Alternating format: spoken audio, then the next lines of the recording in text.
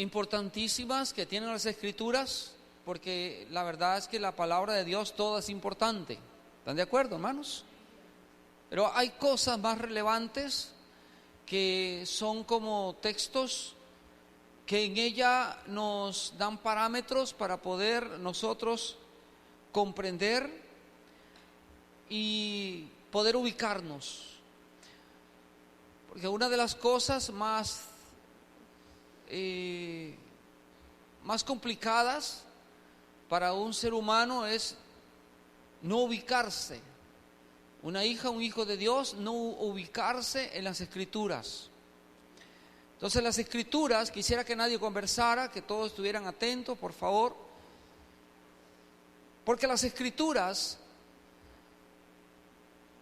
fueron escritas de parte de Dios para el hombre. Las Escrituras obviamente no fueron escritas para Dios.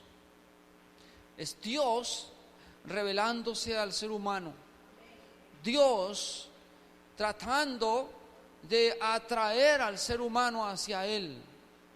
Dios hablando al ser humano para que se reconcilie con Él.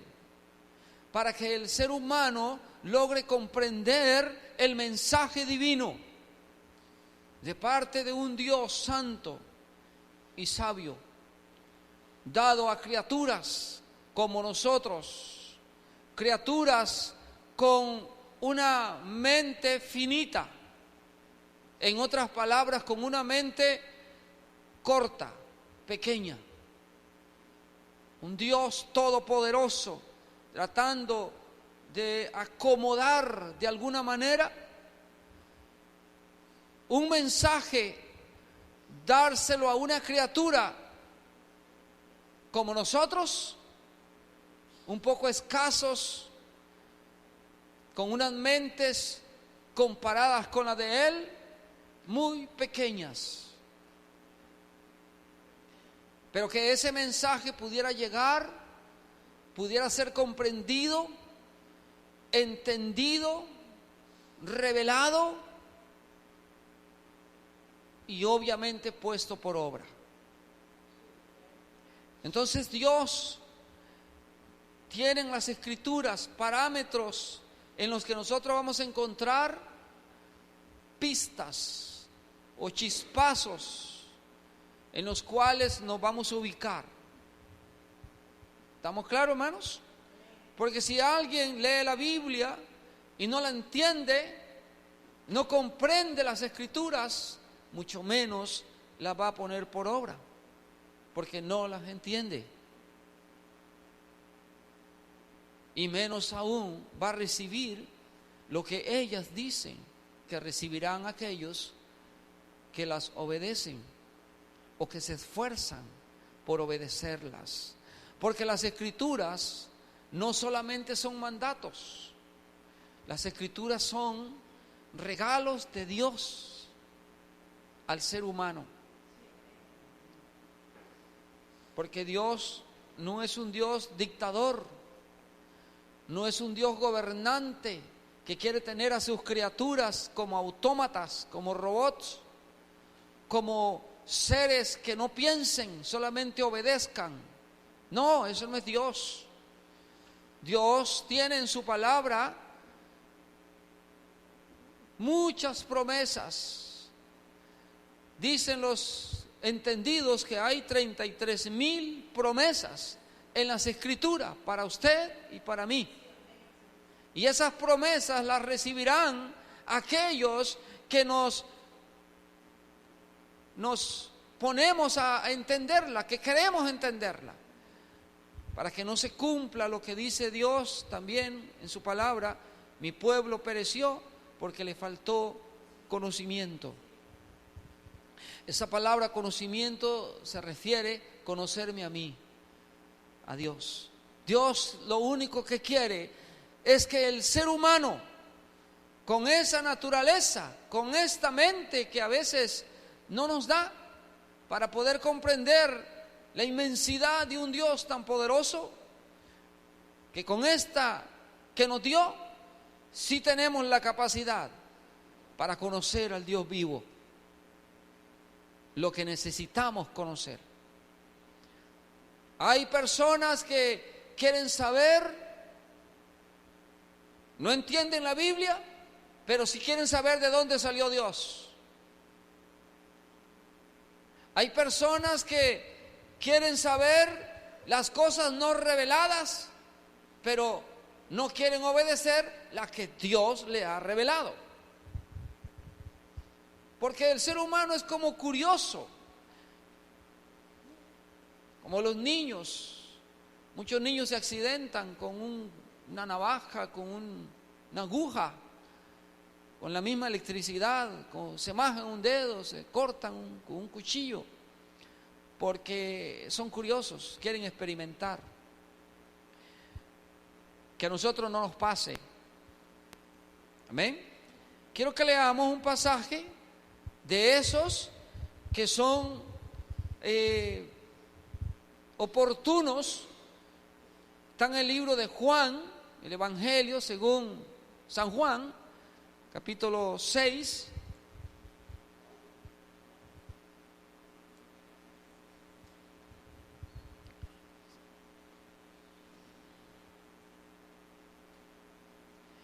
Dice así, verso 63.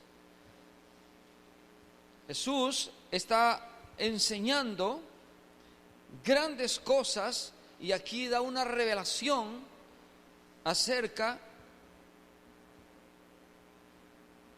de lo que él estaba hablando. Dice así: el espíritu, mírese que ese espíritu es con minúscula.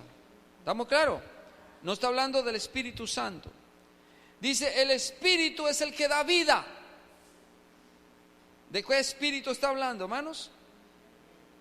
¿De qué espíritu está hablando? Del espíritu humano. ¿Ven? La carne para nada aprovecha. ¿Sí? Está anunciado de por sí. Hay una profecía aún cumpliéndose en cada ser humano, donde dice, polvo eres. ¿Cómo dice la Escritura? Dice, polvo eres y al polvo volverás. Eso se va también a cumplir en usted. Dígale a su hermano que está a la par, en usted se va a cumplir. Sí, porque somos, esta carne es creada del polvo de la tierra.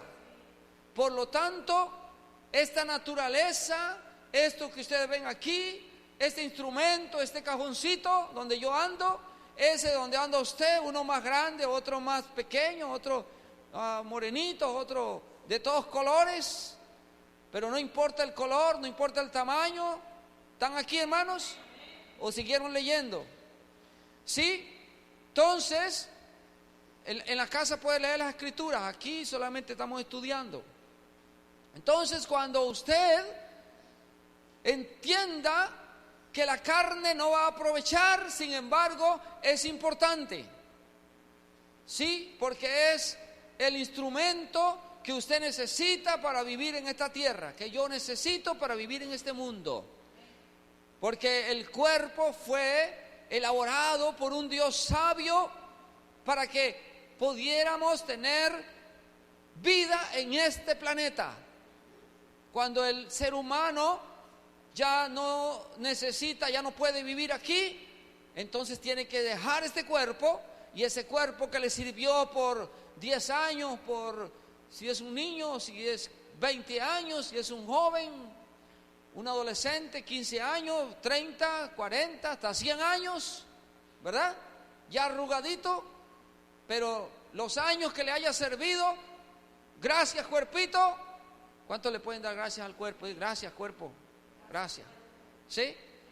Ya gracias cuerpito, lo usé durante el tiempo que lo usé, fue el tiempo que vivía en la tierra, le di buen uso, espero que así sea, ¿verdad? Y ahí lo dejo, porque eres polvo, diga polvo eres, y al polvo volverás. Amén. Pero Dios está hablando acerca de algo semejante. ¿Estamos entendiendo, hermano? Vamos a leerlo otra vez. El espíritu es el que da vida. La carne para nada aprovecha. Quiero hablarles otra vez, vuélvanme a ver aquí. En el espíritu del ser humano hay 3 elementos o 3 órganos o 3 organismos o 3 divisiones en los que tenemos que comprender de qué se compone el espíritu. Esos que están estudiando, estamos en el discipulado. ¿Cuáles son? 3, dígame uno.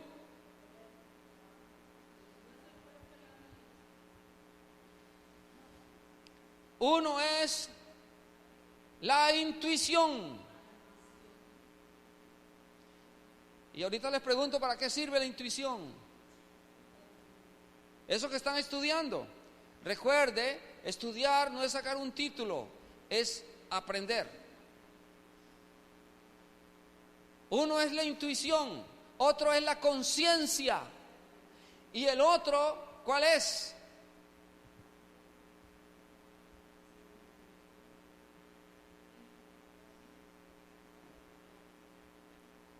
La comunión. La conciencia está en el espíritu que fue puesta por Dios para que la conciencia le valore las obras que hace la persona que vive en un cuerpo. Si tengo una lengua media suelta y soy un poco chismoso y soy un poco hablador, si soy un poco murmurador, entonces la conciencia, allá cuando está un poquito más sosegada la persona, le dice: hiciste mal, eso que hiciste no está correcto, eso que hiciste no está bien, eso que estás haciendo está mal. La conciencia le va a hablar, porque la conciencia es la que le valora las obras o lo que el ser humano hace. Por eso dice: el espíritu es el que da vida. Y ese órgano está en el espíritu, se llama conciencia, diga conciencia. La intuición que está en el espíritu es la parte donde Dios le habla, donde el Espíritu Santo le hablará. El Espíritu le hablará a la intuición de la persona, en esa área del Espíritu. Ahí Dios se comunica con él, con la persona. Dios tiene una comunicación. Eso viene de arriba, diga, de arriba a mí. ¿Por qué canal? Se llama el canal de la intuición. ¿Están aquí, hermanos? Ya eso ustedes lo vieron. Y la comunión que está en el Espíritu también es la que usted y yo nos relacionamos con Dios. Tenemos comunión con Él. Si yo cometo un pecado o hago algo, hablo más de la cuenta, ¿qué es lo primero que se corta? Dígame. ¿Cuál? La comunión. Sí. Porque el pecado divide, separa el hombre de Dios. No Dios del hombre, el hombre de Dios. ¿Están aquí? Entonces, cuando la persona hace algo incorrecto, alguien le acusa. ¿Quién es? Pues hablen. ¿O no entienden? ¿Quién le habla? La conciencia. ¿Y quién más? ¿Quién? Dios, el Espíritu Santo, a través de la intuición. ¿Y quién valora eso dentro del Espíritu? La conciencia valora lo que la conciencia va a valorar lo que Dios o lo que el Espíritu Santo le habla a la intuición. ¿Están aquí? Entonces se va a dar el comunicado, y esa persona que tiene la conciencia limpia, clara, discierne que la voz viene de Dios, que le está hablando y que no viene del diablo. porque el diablo también le puede hablar. Porque la persona tiene sana esa área, porque se ha preocupado por ser sano y sana. Entonces viene Dios y le habla la intuición, la conciencia valora aquello y la persona entonces toma la decisión de interactuar con Dios y abre el camino para la comunión nuevamente. ¿Están aquí, hermanos? ¿Cuántos entendemos, hermanos? A ver, levante la mano el que no entiende nada. ¿Todos entienden?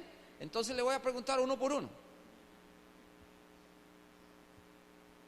¿En serio, hermano? ¿Todos comprenden? ¿Todos entendemos, claro? ¿Qué es lo primero entonces para retroalimentarnos? ¿Qué es lo primero que se va a cortar cuando yo cometo un pecado? Que la conciencia de por sí ya me lo dijo. Porque nadie pecará sin que la conciencia se lo diga.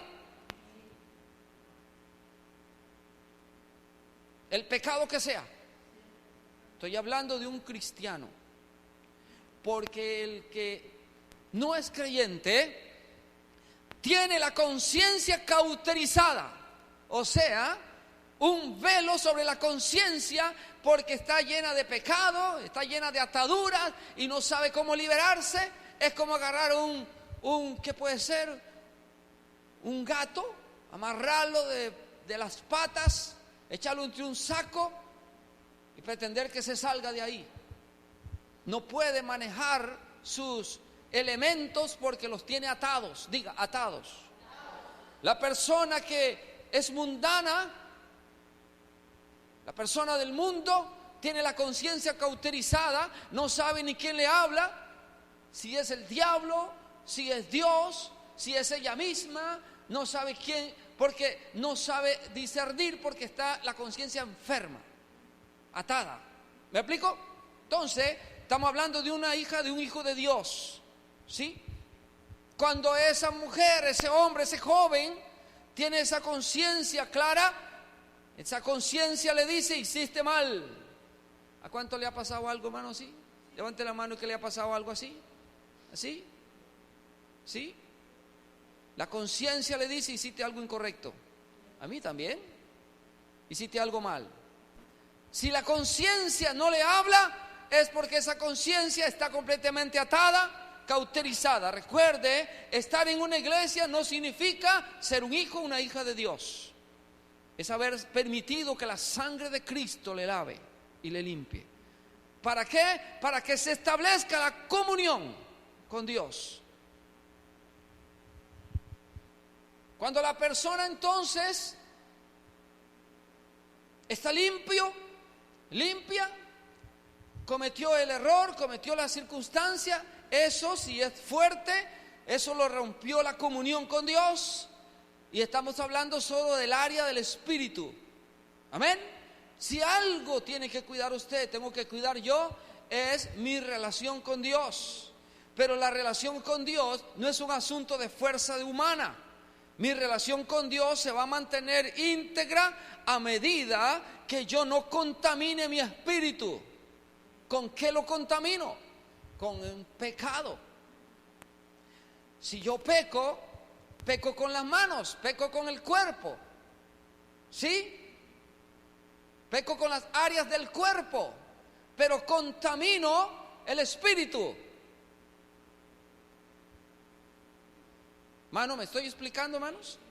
Al contaminar el espíritu es donde está la verdadera importancia. ¿Por qué? Porque está lo que me va a decir a mí que hice algo incorrecto para con Dios. Es donde Dios me puede hablar a través de la intuición. Y es en el área donde yo puedo tener comunión con Dios. Si no hay espíritu, no hay comunión. No hay intuición. Está muerto. Por eso una persona que no tiene a Cristo en su corazón, para Dios está muerto. ¿Por qué? No hay comunicación, Dios no le puede hablar, no lo va a entender, y esa persona, la mente está cauterizada, la conciencia cauterizada, por lo tanto, no puede hacerse nada. Tiene que venir a Cristo, porque el que el Hijo libertare será verdaderamente libre. Amén. De esa manera, entonces, podemos tener una verdadera adoración con Dios. ¿Por qué? Porque hay una comunión. Una verdadera oración con Dios, porque hay comunión. Diga, comunión.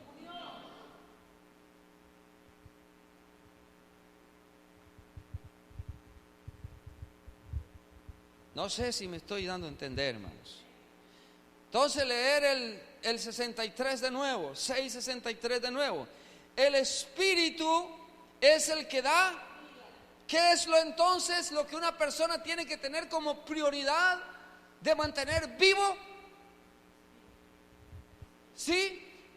Porque una persona que vive de apariencias, vive con una careta, vive con una máscara delante de Dios, pero tiene el espíritu muerto, puede hacer todas las muecas que quiera, puede revolcarse en el piso, puede pegar brincos, pegar gritos, pero no hay comunión.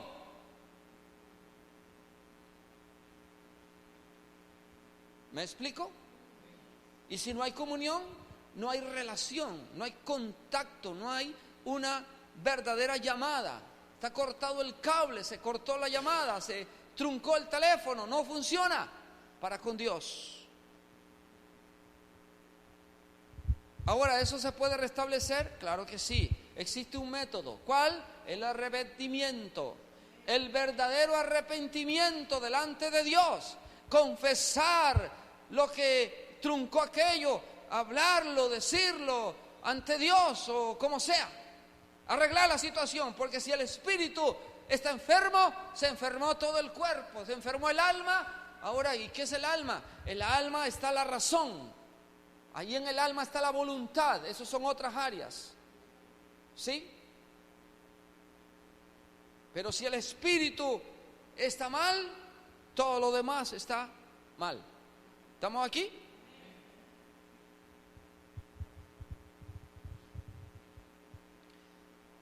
¿Dónde es que va a conocer las escrituras? ¿En la carne, en el alma o en el espíritu?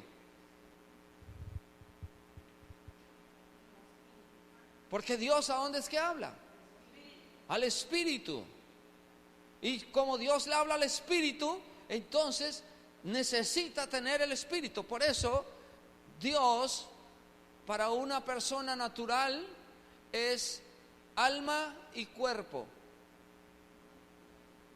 Pero un cristiano, una hija de Dios, un hijo de Dios, es un espíritu, tiene un alma y vive en un cuerpo. Amén. Por eso es que el Señor dice, y ahora es cuando, no, es que dice la Escritura, es otro pasaje, que dice que oirán la voz de Dios, los que estén muertos, dice, oirán la voz de Dios y vivirán. Para Dios una persona, como un muerto va a oír la voz de Dios, es una persona que camina, una persona que es normal, pero esa persona no tiene a Cristo, para Dios está muerta. Entonces, oirán la voz de Dios, oirán, diga, oirán. ¿Dónde la oirán? Porque Dios tiene poder para hablarle a la intuición y cuando esa persona lo escucha, entonces vive. Esa persona dice, yo me vuelvo a Dios de todo corazón. Y Dios dice, yo tengo poder para darte vida. Por eso, lo que dice la Escritura, Jesucristo, miren, no hemos pasado de ahí. Pero me interesa mucho que lo entendamos, ¿sí? Entonces dice, el Espíritu es el que da vida.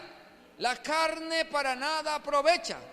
Las palabras que yo os he hablado, ¿qué son?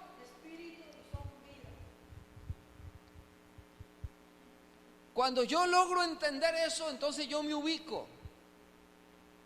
¿Qué es lo primero que debo de hacer para servirme la comida?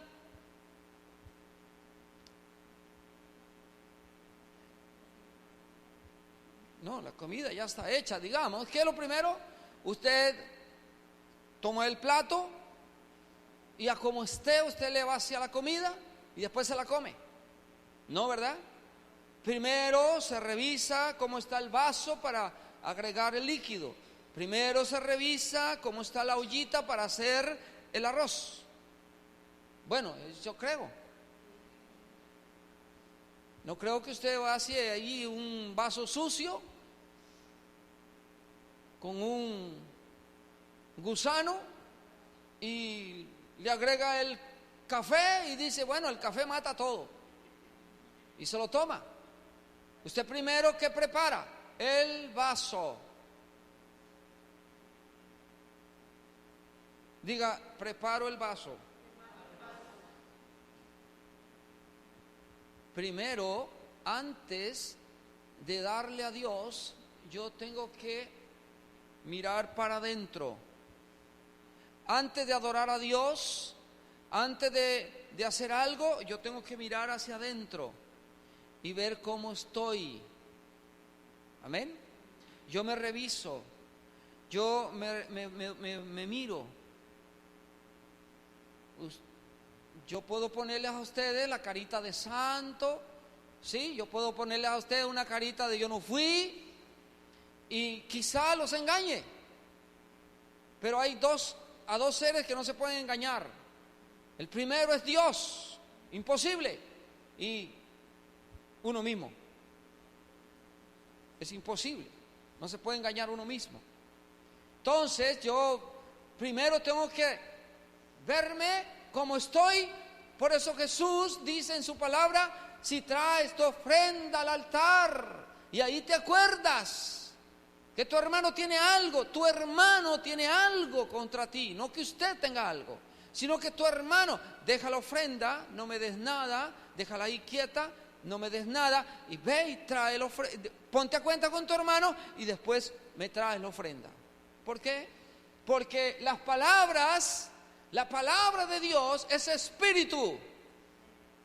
Pero a las personas que no entienden que la palabra de Dios es espíritu, hacen las cosas aparentando, poniéndose una careta, poniéndose un disfraz y tratando de hacer algo para Dios delante de los humanos, pero que eso no va a entrar, que sabe que no va a llegar, porque tiene la conciencia le acusa, pero de todas maneras lo hace, porque dice que yo tengo que hacerlo, porque si no, ¿qué van a decir? ¿Qué no, qué van a pasar? Entonces yo lo hago, pero eso no sirve para nada. Esa persona no entiende la Biblia, no entiende el mensaje de Dios, no entiende que Dios lo sabe todo, que lo conoce todo. ¿Están aquí, hermanos? Y que a Dios no se le puede engañar y no se le pasa nada. Esa persona no conoce a Dios. No sabe ni quién es Dios.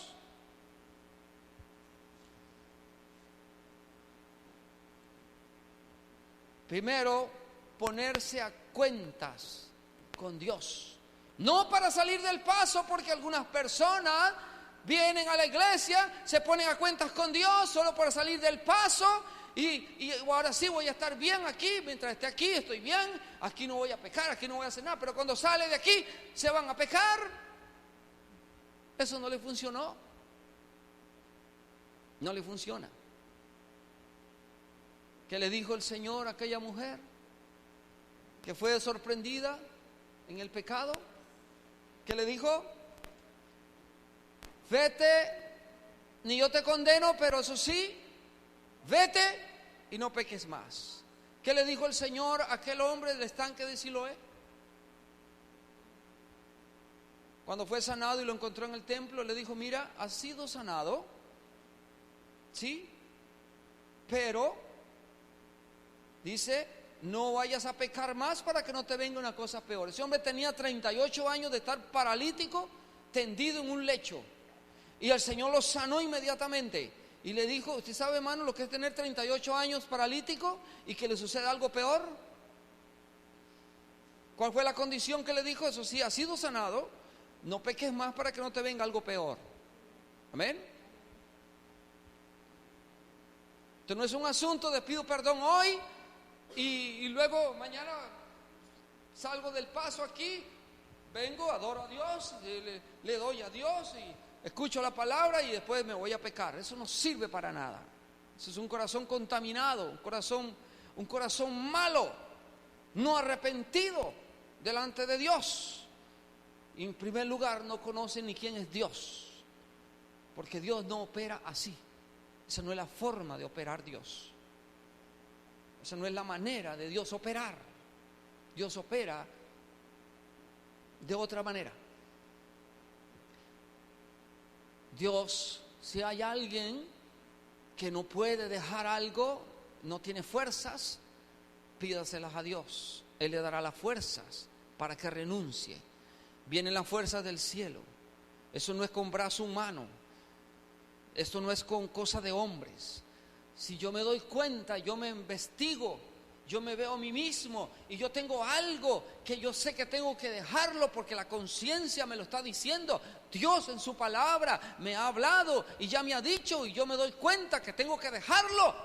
Y yo no tengo fuerzas porque eso tomó fuerza, se arraigó de tal manera que fue como un árbol que abrazó una piedra y ya no se ve ni la piedra. ¿Han visto eso ustedes alguna vez?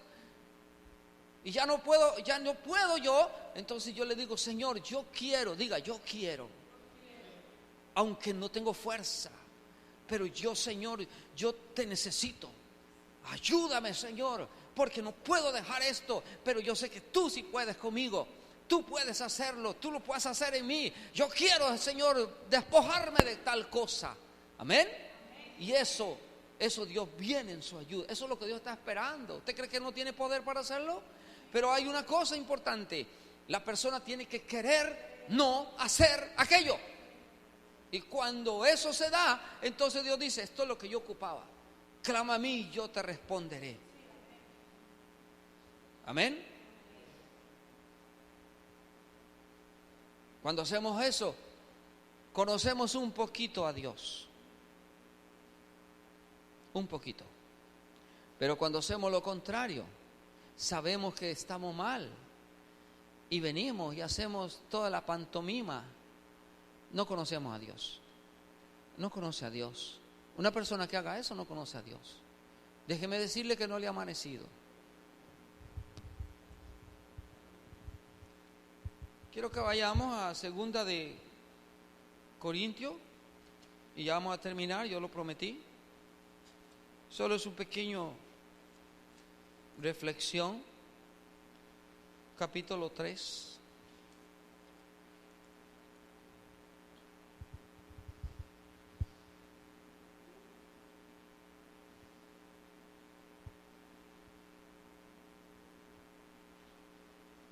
Porque antiguamente las leyes de Dios se movían a través de letra. Pero cuando el antiguo pacto se movía a la búsqueda hacia Dios a través de obras, a través de rituales, a través de formatos de alguna manera indicados por Dios mismo, que el hombre tenía que elaborar para que pudiera acercarse a Dios y hacer cumplimiento de muchas cosas que estaban en las Escrituras, que el hombre tenía que hacerlas, y si hacía eso, pues se relacionaba con Dios. Pero cuando vino el nuevo pacto, vino el Señor Jesucristo en la gracia de hoy, las cosas no son así, totalmente cambiaron. Ahora ya no son obras. Ya no tenemos que hacer nada de obras para alcanzar la comunión con Dios. Sí, una vez que alcanzamos la comunión con Dios, son importantes las obras.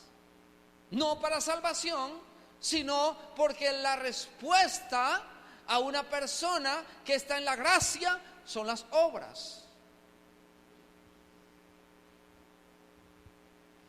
Entonces, si leemos aquí, tal vez esto es un poco profundo, yo quiero extenderlo el domingo. Si usted viene el domingo, lo vamos a tener más amplificado. Dice el 3:6 de 2 Corintios, el cual asimismo nos hizo ministros competentes ¿de qué? De un nuevo pacto. Diga, un nuevo pacto. ¿Sí? No de la letra, sino ¿de qué? Del Espíritu. ¿Por qué? Porque la letra mata, ¿más qué? Más el Espíritu vivifica. Eso significa, hermanos, que si alguien lee la Biblia y quiere vivir en gracia con Dios, porque se sabe los mandamientos, porque conoce la Biblia, porque tiene un entendimiento terrenal de las Escrituras, pero no tiene espíritu, déjeme decirle que está muerto para Dios. Está muerta esa persona para Dios. Necesita la vida que da Jesucristo. Amén. Y si usted se lee, quiero que le lea, ya se lo sabe, Juan capítulo 14, verso 6. Dice así: yo soy el camino, la verdad y la vida. Amén.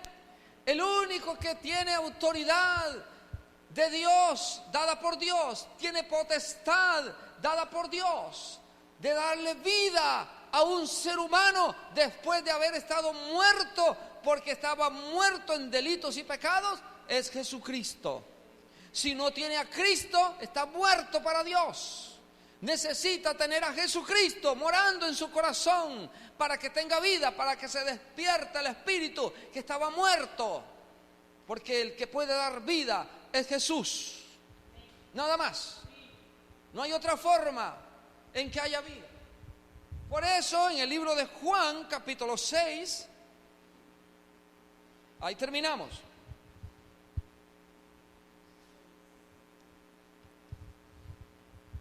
Porque en la ley estaba escrito que un cordero se tenía que ejecutar para el perdón de pecados del ser humano. Ese cordero tenía que ser muerto por ahí de las 3 de la tarde, dado en sacrificio, llevado por cada familia al lugar que Dios había destinado y que Dios había dicho, y esa familia tenían que comerse ese cordero, una gran parte que Dios había autorizado que se tenía que comer. ¿Están aquí, hermanos? Entonces, cuando ese cordero era ofrecido, la sangre se derramaba en ciertas formas.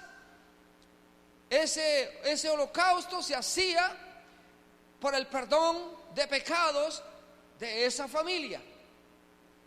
Esa misma familia tenía que recoger el cordero ya muerto y comer las partes que Dios había autorizado y cómo tenía que comerse. ¿Por qué? Porque ese era el cordero de la propiciación del pecado de ellos. ¿Estamos aquí, hermanos? Entonces, cuando Jesús viene en la gracia, solo vamos a leer un pasaje, 6 de Juan, verso 53.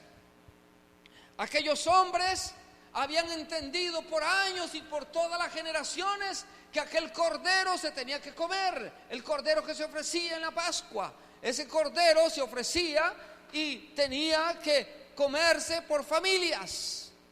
Cuando Jesús aparece, Juan allá en el libro del Evangelio de Mateo le dice Juan: he aquí el Cordero de Dios. Amén. ¿Qué? Que quita el pecado del mundo. Amén.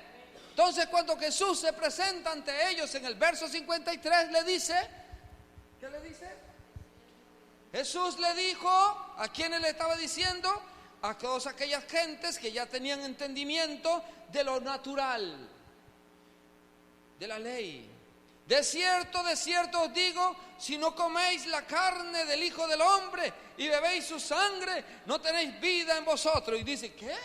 ¿Cómo nos vamos a comer a Jesús? ¿Cómo nos vamos a comer a este hombre? Nosotros estamos acostumbrados a comernos el cordero. Un cordero sí, porque se puede asar. ¿Saben por qué? Porque solo eran conocedores de las Escrituras, conocían la ley, conocían la palabra, pero no tenían espíritu. Amén. Porque el único que podía darle vida al espíritu es Jesucristo. Y no lo recibieron algunos. Hoy a la humanidad se le tiene que decir: necesitan a Jesucristo para que les dé vida. Muchas personas en las iglesias están muertas todavía. Van a las iglesias pero están muertas porque perdieron la comunión con Dios, perdieron la relación con Dios. porque el pecado los hunde. Jesús le dice, si no comes mi carne, porque yo soy el Cordero.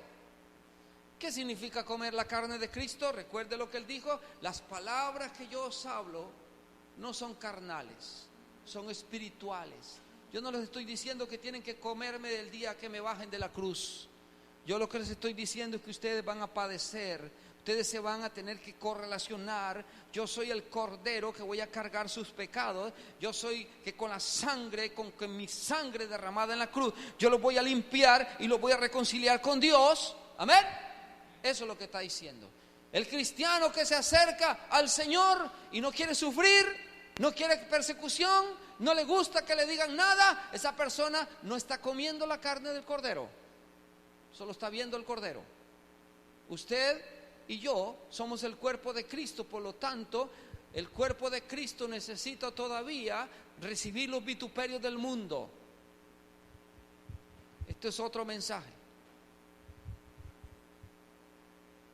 A usted le van a decir cosas, van a hablar de usted, lo van a maltratar, y usted y yo sabemos que estamos en el cumplimiento, porque si no hablaran de mí, no sería yo hijo de Dios.